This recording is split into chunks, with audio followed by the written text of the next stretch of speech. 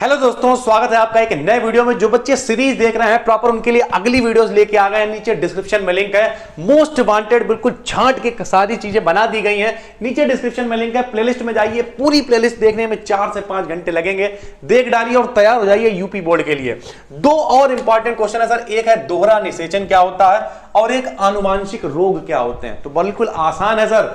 दोहरा निषेचन का मतलब क्या है? 2 नर युग्मकों के द्वारा 2 बार निषेचन होना। देखिए सरल भाषा में हमने यहां पे लिख दिया है कि 2 नर युग्मकों के द्वारा 2 बार निषेचन का होना द्विनिषेचन या फिर दोहरा निषेचन कहलाता है। द्विनिषेचन के बाद क्या होता है? भ्रूण पोष का निर्माण होता है और जो क्या करता है? भ्रूण पोष ही भ्रूण को भोज्य पदार्थ उपलब्ध कराता है। यानी जो बच्चा वगैरह बनता है उसे भ्रूण पोष ही क्या करता है? भ्रूण नाम ही क्या है? भ्रूण को पोषण देने वाला भ्रूण पोष कहलाता है। तो जो भ्रूण पोष होता है वही क्या करता है? भ्रूण को भोजन उपलब्ध कराता है। भ्रूण पोष का निर्माण कब होता है? द्विनिषेचन के बाद। तो यहां पे मैंने लिख दिया, इसकी खोज सबसे पहले एसजी नवासचिन ने फ्रिटिलेरिया और साथ ही साथ लिलियम के पादपों में किया था। फ्रिटिलेरिया और लिलियम के 2 पादप में इन्होंने किया था। किन्होंने? नवासचिन ने। ठीक है। आवृत बीजी पौधों में परागकण की जनन कोशिकाओं से बने नरयुग्मक, एक नरयुग्मक ये हो गया। कैसे बना है? परागकण की जनन कोशिकाओं से बने नरयुग्मक। और दूसरा क्या है? एक अंड कोशिका से तथा दूसरा नरयुग्मक द्वितीय केंद्रक से सम्मिलित होता है। यानी 2 नरयुग्मक यहां पे शामिल हो रहे हैं। पहला कहां है? परागकण की जनन कोशिकाओं से बने नरयुग्मक। और दूसरा क्या है? दूसरा नरयुग्मक द्वितीय केंद्रिका से सम्मिलित होता है। यानी एक द्वितीय केंद्रक से शामिल हो रहा है और एक परागकण की जनन कोशिकाओं से शामिल हो रहा है। यानी 2 नरयुग्मक शामिल हो रहा है। तो इन्हीं दोनों की क्रियाओं को द्विनिषेचन कहते हैं। सरल भाषा में 2 नरयुग्मकों द्वारा 2 बार निषेचन का होना दोहरा निषेचन कहलाता है। ठीक है। एक हो गया दोहरा निषेचन, बड़ा इंपॉर्टेंट है, मोस्ट इंपॉर्टेंट है, आता है सर। दूसरा आनुवांशिक रोग है। आनुवांशिक रोग क्या होते हैं?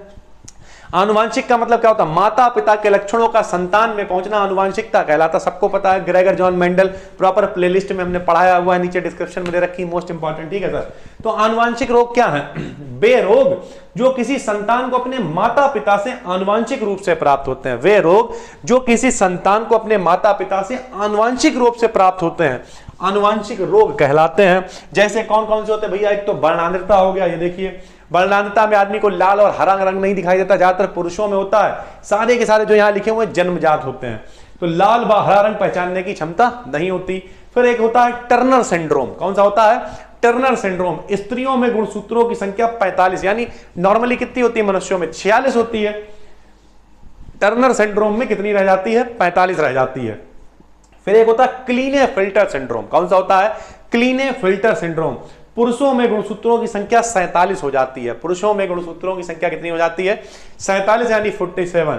फिर एक होता है हीमोफीलिया। इसमें रक्त का थक्का नहीं जमता। एक बार उंगली कट गई तो पता लगा खून जम ही नहीं रहा, चलता चला जाता, तो रक्त का थक्का नहीं जमता है। एक डाउन सिंड्रोम होता है। इसमें आदमी मंदबुद्धि, हमने प्रॉपर प्लेलिस्ट में पढ़ा रखा, अलग से बना रखा है। इसमें व्यक्ति मंदबुद्धि हो जाता है और उसकी आंखें जो है वो तिरछी हो जाती है। ठीक है। शारीरिक विकास भी रुक जाता है। तो ये 2 और इंपॉर्टेंट क्वेश्चन है, दोहरा निषेचन और आनुवांशिक रोग। नए हैं चैनल को सब्सक्राइब जरूर करके जाइए और नीचे डिस्क्रिप्शन में प्लेलिस्ट दे रखी है, मोस्ट वांटेड है यूपी बोर्ड के लिए।